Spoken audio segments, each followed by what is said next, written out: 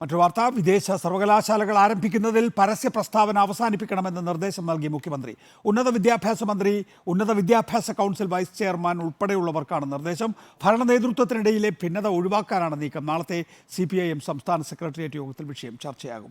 ശ്രീജിത്ത് വിശദാംശങ്ങളുമായി. ശ്രീജിത്ത്, ഇതുമായി ബന്ധപ്പെട്ടിട്ടുള്ള പരസ്യ വിമർശനങ്ങൾ സ്വാഭാവികമായി ഭരണ നേതൃത്വത്തിൽ വിള്ളലുണ്ട്, അഭിപ്രായ വ്യത്യാസമുണ്ട് എന്ന തോന്നൽ ഉണ്ടാക്കിയിട്ടുണ്ട് ഇതിനകം തന്നെ. എങ്ങനെയാണ് അതിനെ CPM അല്ലെങ്കിൽ മുഖ്യമന്ത്രി നിയന്ത്രിക്കുന്നത്?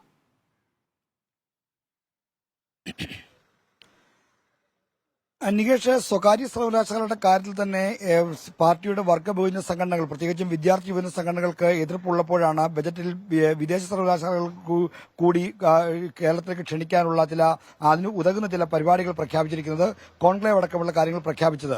ഇതിനെതിരെ വ്യാപകമായ പ്രതിഷേധം ഇടത് സൈദ്ധാന്തികരിലും ഇടത് ബുദ്ധിജീവികളിലും മറ്റ് സംഘടനകളുടെ ഇടയിലെല്ലാം ഉണ്ട്.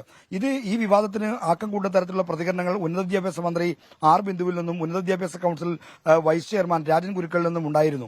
ഈ സാഹചര്യത്തിലാണ് മുഖ്യമന്ത്രി ഇടപെട്ട് ആളുകൾ പ്രതികരണം നടത്തരുത് എന്ന കാര്യത്തിൽ കൃത്യമായ നിർദ്ദേശം നൽകിയത്. ഇപ്പോൾ തന്നെ നികേഷ് സൂചിപ്പിച്ച പോലെ ഭരണ നേതൃത്വത്തിനിടയിൽ ഭിന്നതയുണ്ട്. ഉന്നത വിദ്യാഭ്യാസ മന്ത്രിയും ഉന്നത വിദ്യാഭ്യാസ കൌൺസിലും അറിയാതെയാണ് ഇത്തരമൊരു പദ്ധതി കടന്നു വന്നത് എന്ന തരത്തിലുള്ള പ്രചരണം ശക്തമാണ്. മാത്രമല്ല, ഇത്തരം വിഷയങ്ങൾ പാർട്ടിയുടെ ദേശീയ നയത്തിന് തന്നെ എതിരാണ് എന്ന കാര്യവും ചൂണ്ടിക്കാണിക്കപ്പെടുന്നുണ്ട്. ഈ സാഹചര്യത്തിൽ എല്ലാവരും പ്രതികരണങ്ങളിൽ നിന്ന് വിട്ടുനിൽക്കണം. പാർട്ടിക്കും സർക്കാരിനും പറയാനുള്ള കാര്യങ്ങൾ ബജറ്റ് ചർച്ചയുടെ മറുപടിയിൽ മന്ത്രി KN ബാലഗോപാൽ നിയമസഭയിൽ പറഞ്ഞുകൊള്ളും, വിശദീകരിച്ചുകൊള്ളും. അതുവരെ പ്രതികരണങ്ങൾ നടത്തരുത് എന്ന നിർദ്ദേശമാണ് മുഖ്യമന്ത്രി നൽകിയിരിക്കുന്നത്. ഭരണ നേതൃത്വത്തിനിടയിൽ ഭിന്നതയുണ്ടെന്ന് വരുത്തി തീർക്കാൻ മാധ്യമങ്ങളും പ്രതിപക്ഷവും ശ്രമിക്കുന്നുണ്ട്. ആ ശ്രമത്തിന് നിന്നുകൊടുക്കരുത് എന്നാണ് മുഖ്യമന്ത്രിയും CPM സംസ്ഥാന സെക്രട്ടറി MV ഗോവിന്ദനും നൽകിയിരിക്കുന്ന നിർദ്ദേശം. എന്തായാലും നാളെ നടക്കുന്ന CPMന്റെ സംസ്ഥാന സെക്രട്ടേറിയറ്റിൽ വിദേശ സർവകലാശാല വിഷയം ചർച്ചയാകും. പാർട്ടിയുടെ അറിവും അനുമതിയോടും കൂടി തന്നെയാണ് ബജറ്റിൽ ഇത് പ്രഖ്യാപിച്ചിരിക്കുന്നത്.